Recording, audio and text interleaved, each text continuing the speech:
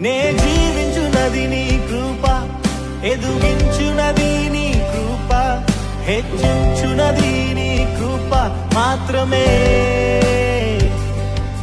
నే జీవించునది నీ కృప, ఎదుగించునది నీ కృప, హెచ్చించు